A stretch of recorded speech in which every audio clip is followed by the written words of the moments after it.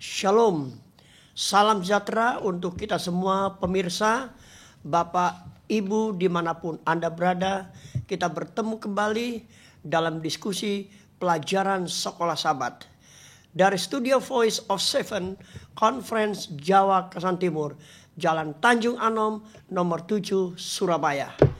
Kami menyampaikan siaran ini dan semoga ini menjadi berkat bagi kita semua.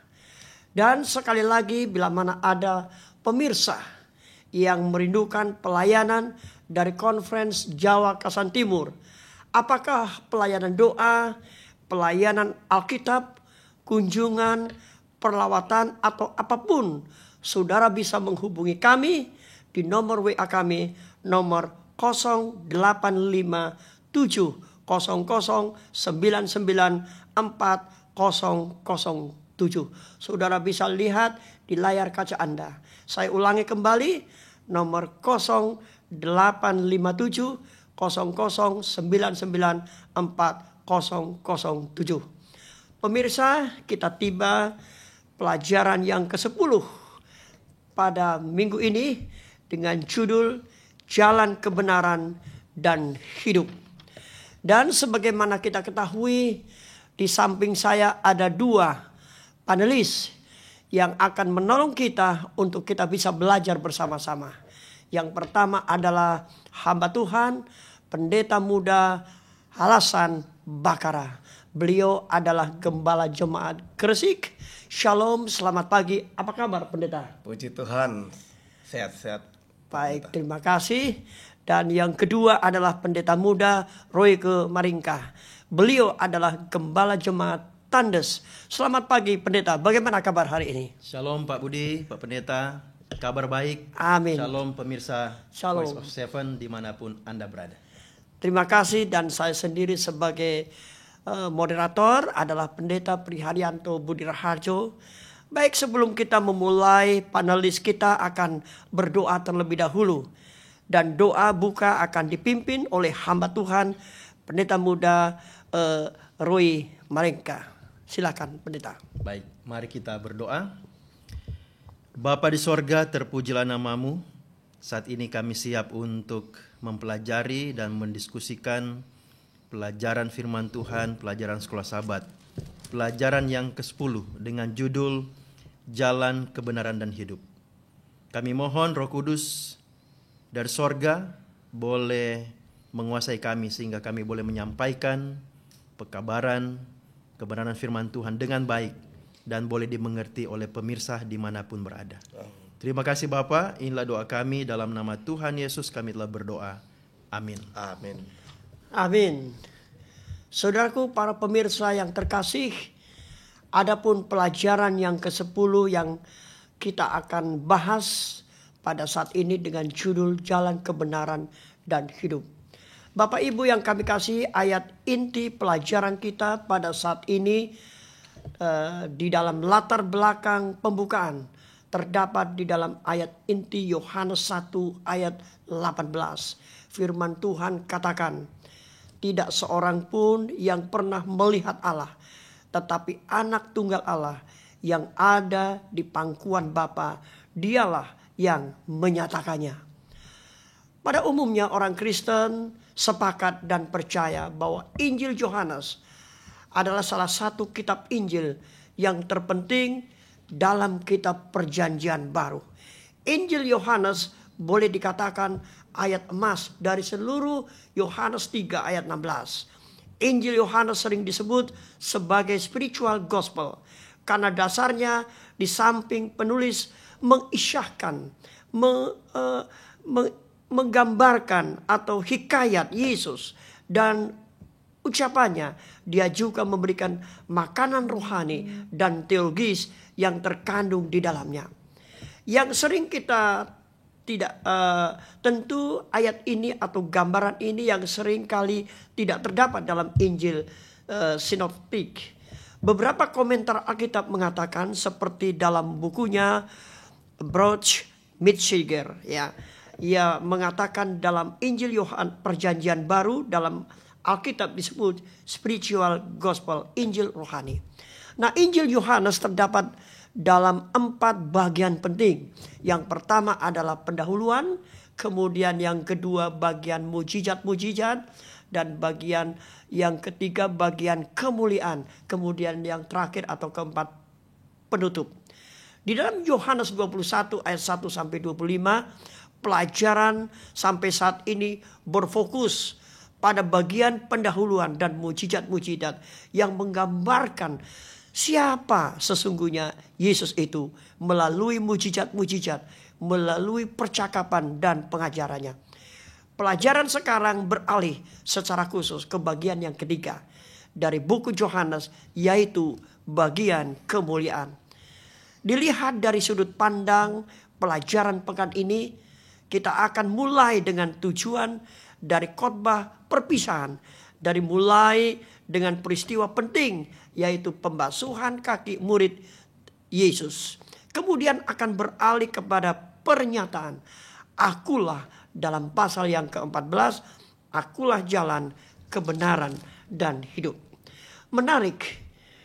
Tujuan pernyataan yang terkenal akulah menjadi jembatan yang membingungkan bagian mujizat-mujizat dan bagian kemuliaan. Di antaranya adalah akulah roti hidup, akulah terang dunia, akulah pintu, akulah gembala yang baik, akulah kebangkitan dan hidup, akulah jalan kebenaran dan hidup, akulah pokok anggur yang benar. Nah, saudaraku, untuk menyimpulkan pelajaran kita pada minggu ini, kami serahkan kepada Pendeta Halasan Bakara. Ya, Pendeta Muda Halasan Bakara untuk hari Minggu sampai Selasa. Silakan Pendeta. Terima kasih Pak Pendeta Budi. Baik, mari kita lihat pelajaran kita di pelajaran hari Minggu dengan judul Aku telah memberikan teladan bagimu. Dalam kisah ini bagaimana memberikan satu pengajaran bagi kita ketika Yesus bersama para murid-muridnya mengadakan acara perjamuan makan malam. Yesus membasuh kaki murid-muridnya. Terdapat di dalam buku Yohanes 13 ayat 4 sampai ayatnya yang kelima. Jadi ketika Yesus membasuh kaki murid-muridnya, arti penting dari tindakan Yesus terkait dengan siapa dia. Dia menyatakan dalam Yohanes 13 ayat 13 bahwa dia adalah guru dan Tuhan. Bahwa dia adalah guru dan Tuhan. Itulah sebutan yang mereka berikan kepadanya. Dan dia menunjukkan bahwa memang demikianlah adanya. Sebutan-sebutan ini menunjukkan otoritas dan kuasanya. Namun Yesus mengajarkan bahwa kuasa dan otoritas harus digunakan untuk melayani. Amin. Bukan untuk membanggakan diri. Gereja Advent telah mengambil pengertian dari teladan Yesus ini dengan melakukan apa yang disebut dengan upacara kerendahan hati sebagai sebuah pelayanan persiapan untuk perjamuan Tuhan. Kemudian di dalam pelajaran di hari Senin dengan judul Aku pasti akan datang kembali. Dasar pengharapan kita akan kedatangan Tuhan kembali bukan hanya karena penggenapan nubuatan kitab suci. Pengharapan ini juga dan lebih pasti lagi didasarkan pada keyakinan kita kepada Dia yang telah membuat janji itu. Dia berkata bahwa Dia pasti akan datang kembali bagi umatnya. Kita dapat menaruh kepercayaan kita pada janji itu karena Dia, Yesus Kristus, yang membuat janji itu. Yesus berkata, dan apabila aku pergi, aku akan datang kembali dan membawa kamu ke tempatku, supaya di tempat di mana aku berada, kamu pun berada. Yohanes 14 ayat yang ketiga. Ini jelas merupakan janji kedatangan Tuhan Yesus yang kedua disampaikan kepada umat-umatnya. Kemudian kita melihat pelajaran selanjutnya di dalam pelajaran hari Selasa dengan judul Akulah jalan kebenaran dan hidup. Yesus adalah jalan menuju Bapa. Dalam buku Yohanes 1 ayat 1 sampai 18, hubungan yang erat antara firman atau logos, Yesus Kristus dan Bapa ditekankan di sini. Kristus adalah penghubung kepada Bapa. Dia yang menjelaskan atau menafsirkan Bapa kepada dunia. Dunia yang telah jatuh ke dalam dosa. Oleh karena itu, dia adalah jalan kepada Bapa. Tanpa dia, pemahaman kita akan terbatas. Yesus menyatukan 3 istilah, yaitu jalan, kebenaran, dan hidup. Istilah jalan hanya digunakan dalam Yohanes 1 ayat 23 tentang Yohanes Pembaptis yang mempersiapkan jalan bagi Yesus, dan istilah ini digunakan dalam Yohanes 14 ayat yang ke-6. Namun, kebenaran dan hidup adalah tema utama di dalam Injil. Di dalam Injil. Jadi dikatakan Yohanes 14 ayat 6, kata Yesus kepadanya, Akulah jalan dan kebenaran dan hidup. Tidak ada seorang pun yang datang kepada Bapa kalau tidak melalui aku. Demikian Pak Pendeta Budi. Baik, Pendeta. Ada pertanyaan di sini. Yang pertama adalah apa kira-kira makna rohaninya bagi kita sekarang ini sebagai orang percaya? Mengapa kisah ini begitu penting dan pelajaran apa yang Yesus ingin ajarkan kepada kita? Terima kasih Pak Pendeta Budi. Baik, dari dalam pelajaran ini Yesus mau mengajarkan kepada kita supaya kita datang untuk melayani orang lain dengan kerendahan hati. Seperti mana yang sudah diberikan teladan oleh Yesus bagi kita, jadi dia memanggil setiap anak-anaknya supaya kita datang untuk melayani orang lain di dalam kerendahan hati kita. Amin. Demikian, Terima Pak. kasih. Tiba saatnya kita beralih kepada bagian yang kedua, yaitu Pendeta Roy Maringka. Silahkan Pendeta. Baik Pak Pendeta Budi, terima kasih. Pelajaran hari Rabu. Akulah kebenaran. Di dalam Injil Yohanes berulang kali kebenaran itu dihubungkan dengan Yesus, dengan Bapa, dan dengan Roh Kudus. Dan lebih khusus lagi kebenaran itu dihubungkan secara spesifik, secara khusus dengan Yesus di Injil Yohanes ini.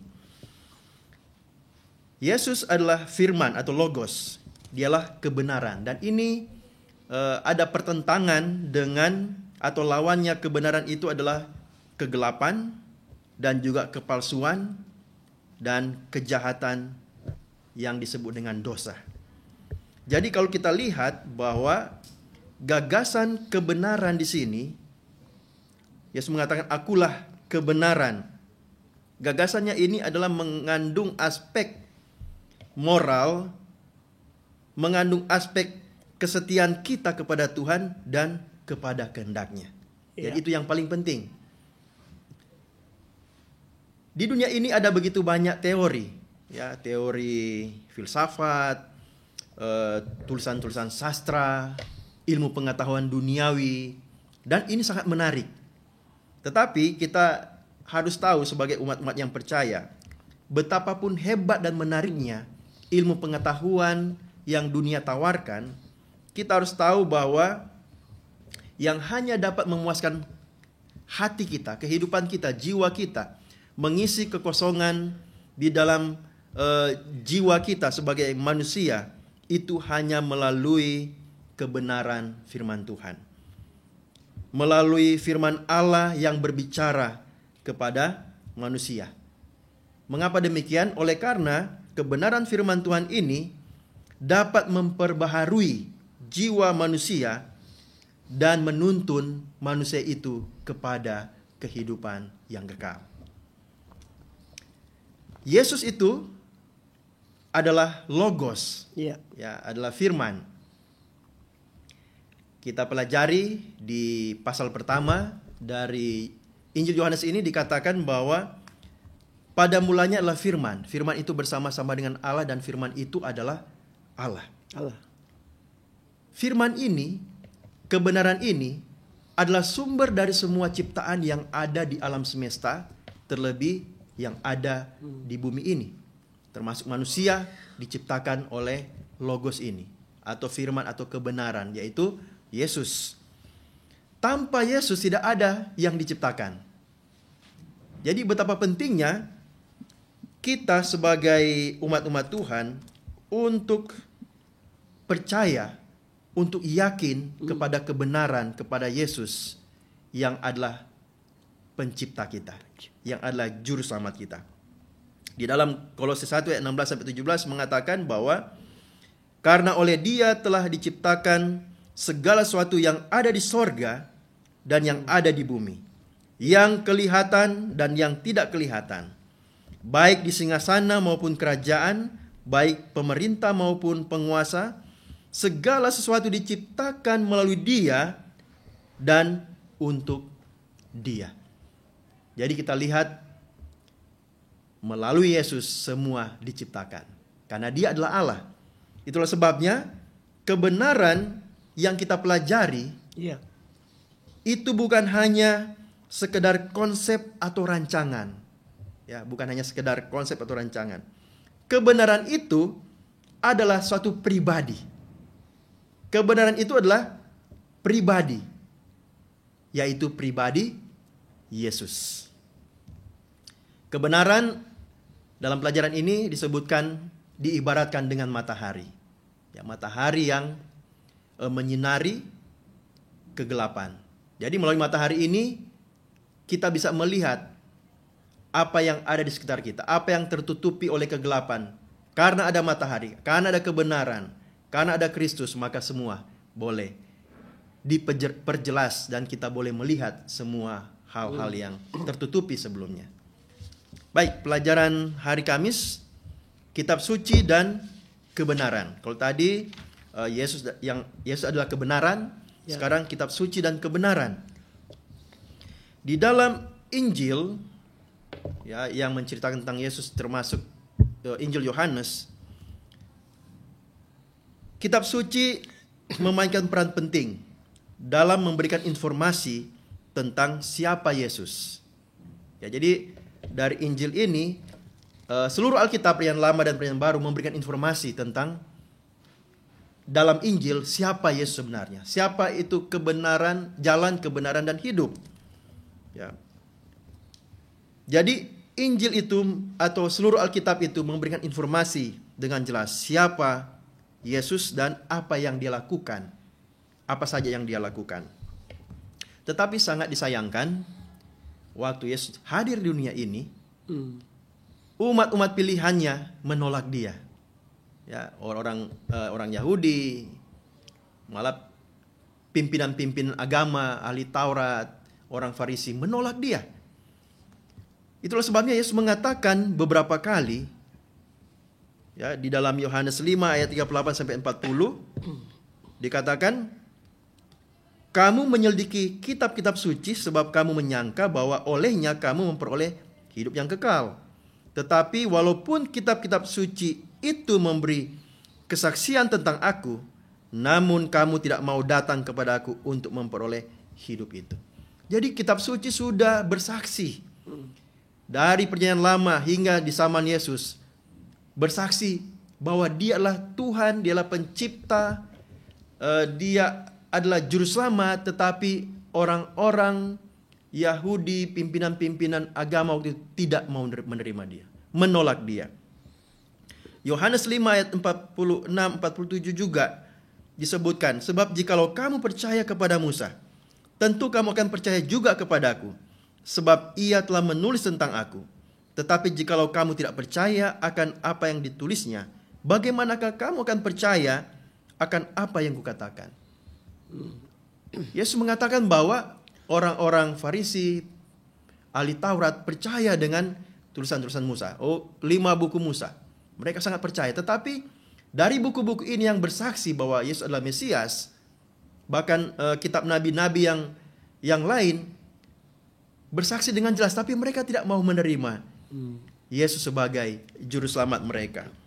Nah, inilah yang sangat menyedihkan ya. Sangat menyedihkan. Bagaimana dengan kita? Apakah kita juga mau menolak? Kita melihat kebenaran, tapi kita mau menolak akan keselamatan yang Tuhan berikan kepada kita. Di dalam Matius 22 ayat 31, Lukas 1 ayat 37, di sana Yesus berkata, tidakkah kamu baca yang difirmankan Allah? Dan seperti yang telah difirmankannya sejak purbakala oleh mulut nabi-nabinya yang kudus, dan juga Petrus ketika hari Pentakosta, dia katakan, hai saudara-saudara, haruslah genap nas kitab suci yang disampaikan Roh Kudus dengan perantaran Daud. Jadi Alkitab sudah bersaksi luar biasa, ya, sangat jelas tentang nubuatan akan Yesus. Tetapi itu menjadi pilihan juga bagi kita. Apakah kita mau menerima kebenaran firman Tuhan atau menolaknya, seperti orang-orang Yahudi pada waktu itu. Nah, kita harus tahu bahwa kitab suci bukanlah buku pelajaran tentang ilmu pengetahuan duniawi khususnya. Tidak. Kitab suci tidak menjelaskan bagaimana cara membelah atom atau melakukan operasi otak dan ilmu pengetahuan yang lainnya. Namun kita harus tahu bahwa kitab suci melakukan segala sesuatu yang jauh lebih penting dari semua hal itu. Kitab suci memberikan konteks yang membuat alam semesta kita memiliki makna yang sebenarnya. Kitab suci adalah kunci yang membuka pintu cahaya yang memungkinkan kita untuk melihat. Tanpa itu kita akan berada dalam kegelapan tentang keberadaan Tuhan, perannya di alam semesta, asal-usul kita, dan makna kehidupan di masa depan. Jadi kebenaran firman Tuhan itu menunjukkan akan kasih karunia Tuhan, akan keselamatan, bukan hanya di dunia ini, tetapi di dunia akan datang, yaitu keselamatan hidup yang kekal. Demikian pelajaran yang bisa saya sampaikan. Saya kembalikan kepada Pendeta Budi. Baik, terima kasih Pendeta Roy ke Maringka. Dengan demikian untuk ulasan ini sungguh sangat penting dan jelas ya, bahwa sepanjang perjalanan pekan ini kita telah belajar bahwa Yesus adalah kebenaran. Ada satu pertanyaan Pendeta. Pertanyaannya adalah, kebenaran apa sajakah yang diajarkan dalam kitab suci yang tidak dapat diajarkan oleh pengetahuan ya? Misalnya salib, kebangkitan, atau kedatangannya yang kedua kali. Mohon penjelasannya Pendeta. Baik, terima kasih untuk pertanyaannya. Alkitab membicarakan tentang iman. Tentunya hal ini bertentangan dengan ilmu pengetahuan, terlebih di luar sana ada orang-orang yang tidak beriman ya, atau ateis, tidak percaya akan keberadaan Allah ya. Tetapi kita umat-umat percaya, kita yakin dengan firman itu, dengan kebenaran, dengan jalan, yaitu jalan kebenaran hidup. Karena hanya melalui Yesuslah kita boleh memperoleh jalan kepada Bapa, yaitu hidup yang kekal. Dan Yesuslah itulah kebenaran, dan dialah sumber kehidupan yang kekal. Tetapi hal ini tidak diterima oleh dunia, karena mereka lebih menggunakan logika.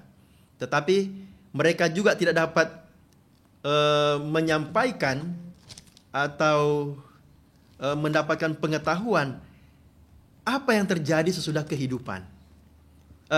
Apa yang terjadi sesudah kematian. Mereka tidak tahu. Tetapi kita sebagai umat-umat percaya yang beriman, kita tahu apa yang akan terjadi sesudah kematian. Dan kita umat yang beriman kepada Tuhan, kepada kebenaran firman Tuhan, kita yakin di balik kematian ada kehidupan yang kekal. Amin. Terima kasih Pendeta. Terima kasih kita semua tentu sudah mendengarkan ulasan dari kedua hamba Tuhan kita ini. Dan kiranya pelajaran ini dapat menjadi berkat bagi kita semua. Dan tentu saya akan simpulkan dari pelajaran kita. Yang pertama, bahwa inti daripada maksud Yohanes adalah dalam Yohanes 1 ayat 10 sampai 14. Kemudian Yohanes 1 ayat 10. kesimpulannya adalah bahwa pada mulanya adalah firman. Firman itu bersama-sama dengan Allah dan firman itu adalah Allah. Dan ia telah ada di dalam dunia ini, dijadikan olehnya, tetapi dunia tidak mengenalnya. Ia datang kepada miliknya, kepunyaannya, tetapi orang-orang kepunyaannya itu tidak menerima. Tetapi semua orang yang menerimanya diberikan kuasa supaya menjadi anak-anak Allah, yaitu mereka yang percaya di dalam namanya. Amin. Amin. Itulah kira-kira kesimpulan pelajaran pada saat ini. Pemirsa yang kami kasihi, inilah pertemuan kita pada minggu ini. Dan kita akan bertemu kembali pada minggu yang akan datang untuk membahas pelajaran selanjutnya.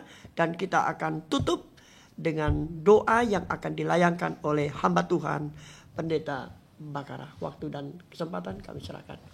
Mari kita sama-sama berdoa. Bapa kami yang bersemayam di dalam kerajaan sorga, disucikanlah nama-Mu Tuhan. Terima kasih Bapa untuk pelajaran yang indah. Kami sudah pelajari bersama-sama Tuhan. Melalui firman-Mu di dalam pelajaran sekolah Sabat. Biarlah Tuhan pelajaran ini dapat membangun iman kami, kehidupan kami untuk hidup lebih dekat, lebih setia sepenuhnya kepada Engkau. Mempersiapkan kehidupan kami untuk menyambut kedatangan Tuhan Yesus ke dunia ini sehingga kami boleh diselamatkan. Memohon ampun dosa-dosa kami Tuhan, terpujilah nama-Mu, di dalam nama Tuhan Yesus Kristus kami sudah berdoa dan mengucap syukur. Amin. Amin. Terima kasih Pendeta. Ya. Terima kasih pertemuan kita. Terima kasih untuk para pemirsa dimanapun Anda berada atas perhatiannya. Sampai kita bertemu lagi. Salam sehat. Tuhan Yesus memberkati kita semua. Amin. Amin. Tuhan memberkati. Tuhan berkati.